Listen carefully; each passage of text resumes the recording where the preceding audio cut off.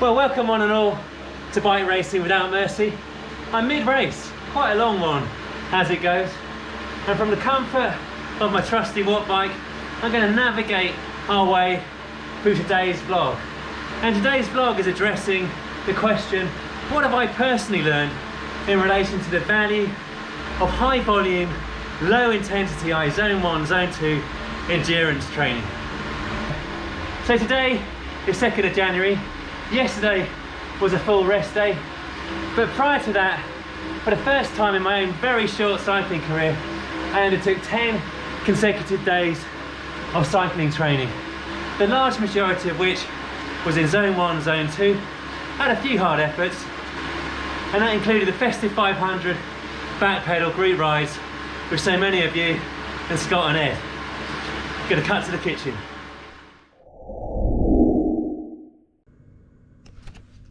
Well, the Festive 500 starts today, literally just about to jump on a bike, and basically it's a hell of a lot of zone 1, zone 2 endurance riding, which means, in my opinion, that's perfect for a lot of fasted training. Hence, just having today a serving of amino acids and a small serving, see there, of cold coffee in order to get me through the training.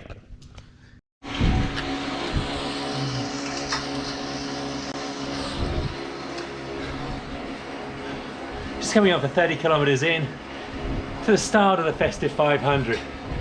Now, I've not ridden with a pace partner before, and I got dropped into it, but then was looking for everybody with the back pedal at the end of their name, and in doing so got dropped out at the back, and it's super hard to get back on. But riding with a very nice little group of 4 others right now. Feels good. And checking out the live stream. 470 kilometers to go now.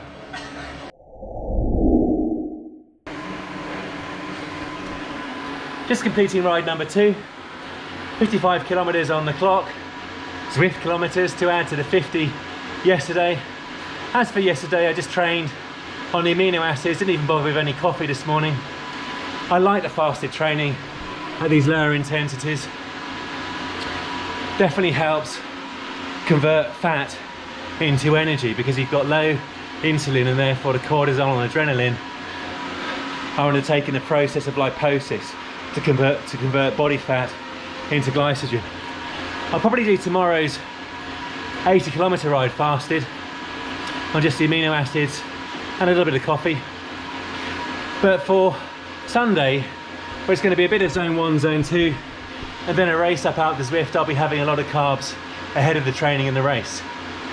It goes without saying that I'm eating loads of carbs throughout the day, so when I start the training, the muscle stores are completely full of glycogen. Anyway, now, time for a little bit of Christmas breakfast.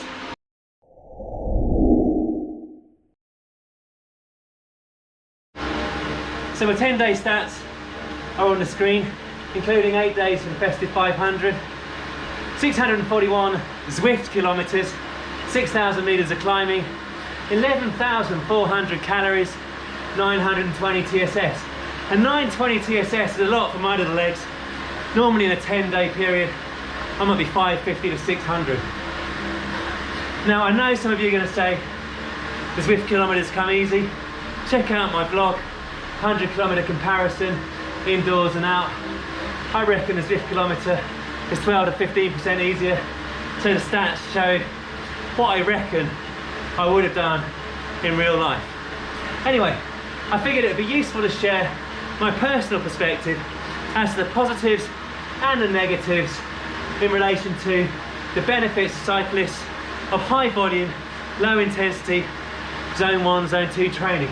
And where better to do it than on an endurance race on the PRETZEL. We're 109 kilometers in.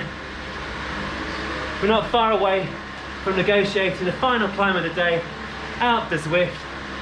A lot of people say when you get to the Alp on the PRETZEL, it feels like the end, or at least the beginning of the end of the race. I know to me, it'll merely feel like the end of the beginning. Yes, I do like a bit of Churchill.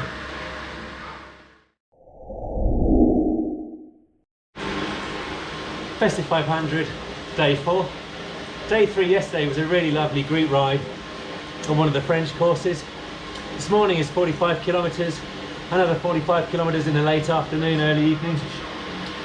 We're on the hillier route with 3 bridges in Watopia. But rather than do the evening slot, I'm going to have a little race up out the Zwift at 9:10 with a few others from the Backpedal group, and then probably tag on a few kilometers at the end, including a race down. I feel good. This is my 6th consecutive day of cycling.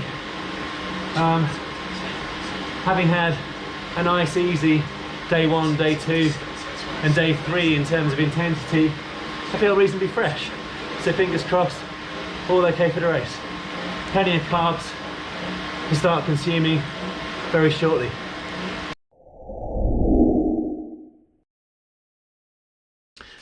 Well, it turns out that having 45 kilometers nice and easy under the belt ahead of a Zwift race isn't a bad thing, as it happens. I had a pretty good race up out the Zwift. I think just over 50 minutes, including the build-up.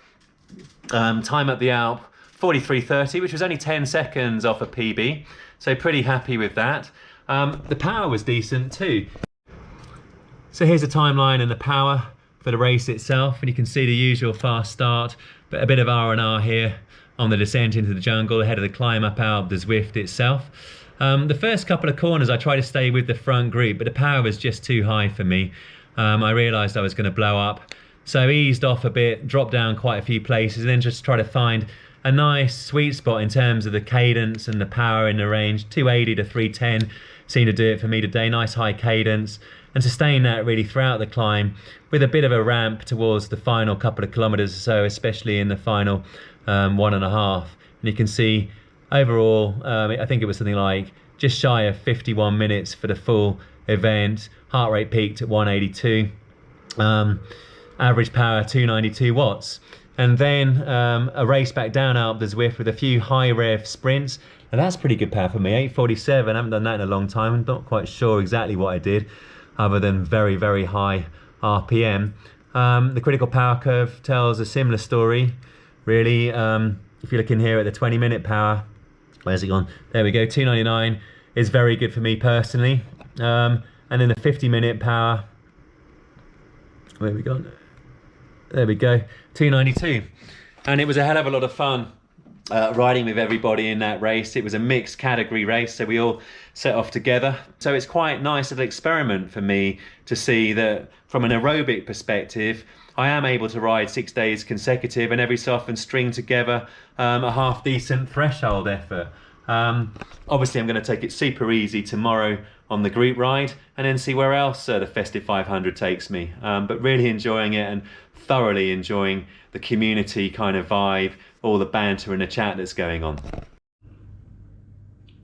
Well, vitamins, minerals, nutrients, amino acids have been inhaled to kickstart the process of recovery, but turning to the carbohydrates, it's a festive 500 style of carbohydrate, courtesy of my mum, the lovely Rachel, on the deck. And look at the tin. That is very much a mum style tin here. And Jane and I have been gradually working our way through these homemade biscottis. Look at the sugars in these, and they've got like a really lovely, I'm going to try and break it here, lovely soft center. Look at that.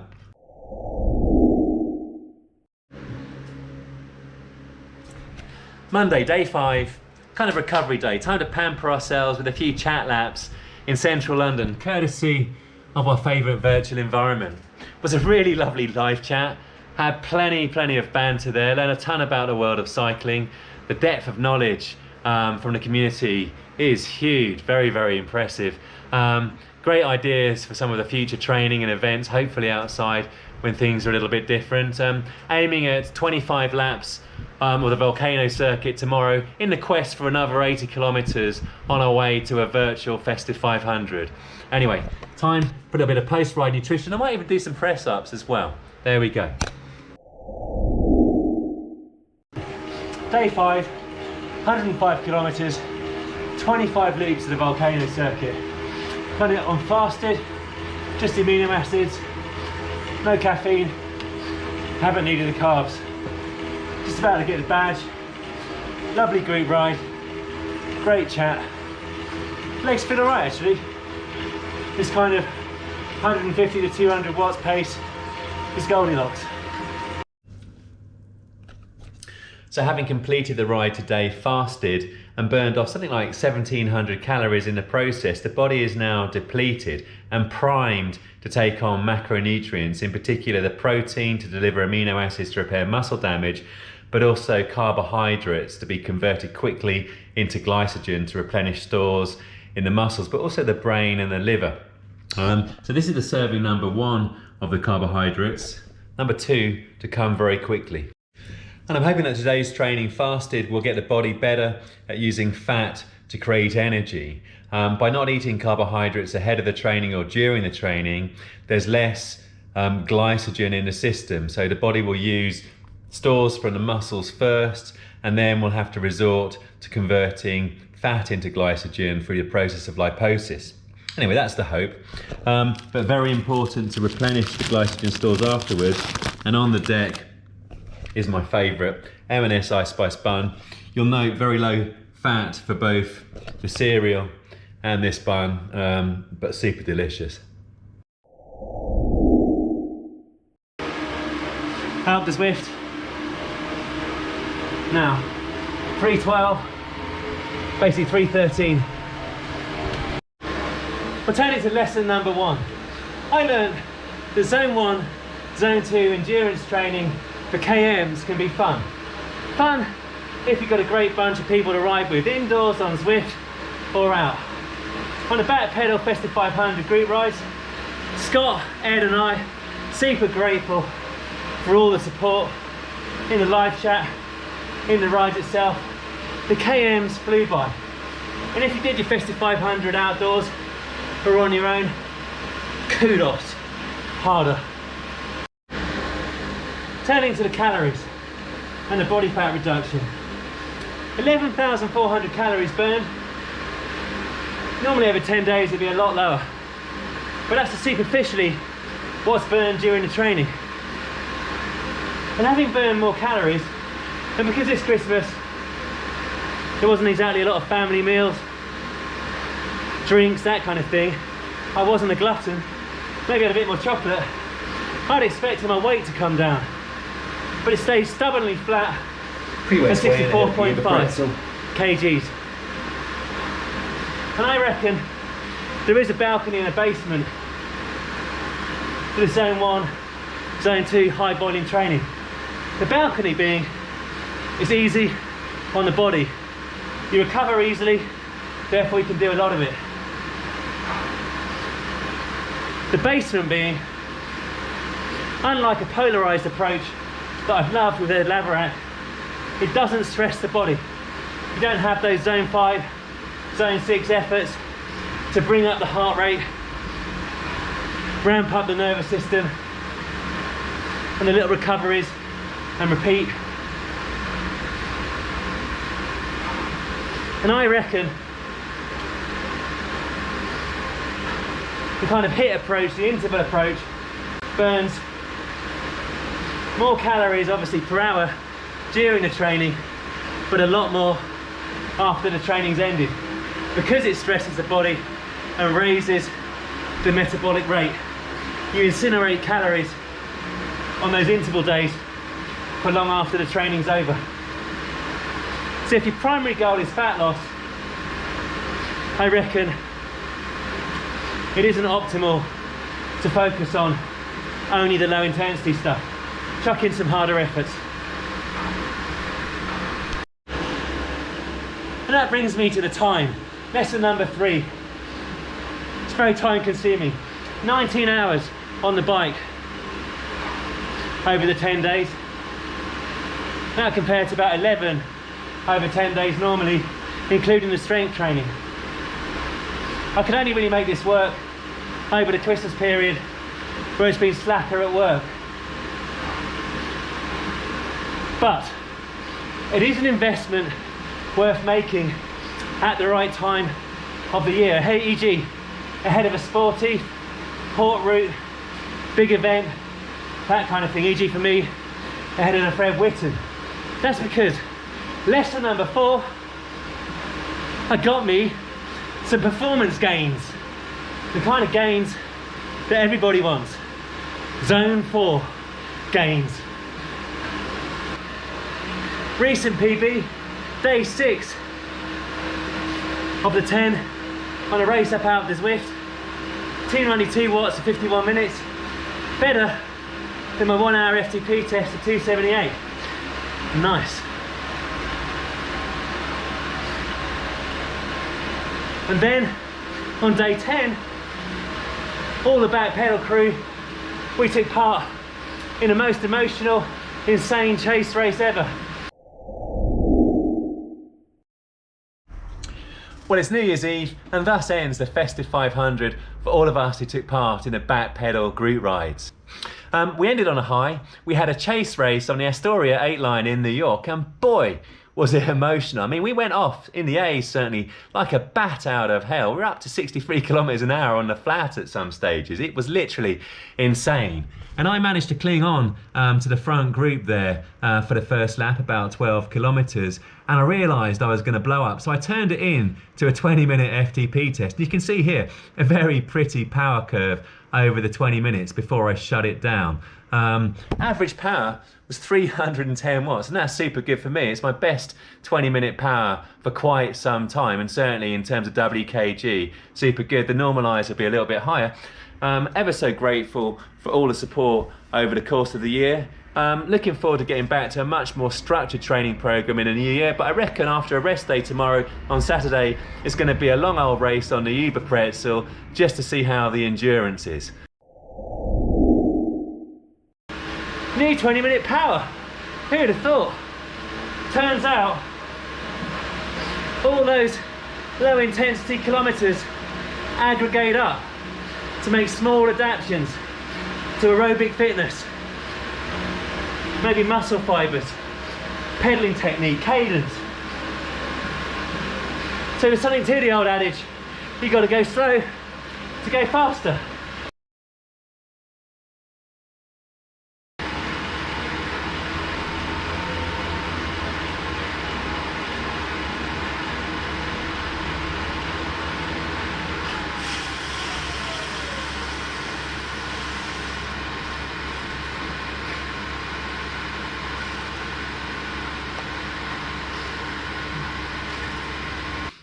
Thank you all ever so much for the support there. Dear me, oh dear me.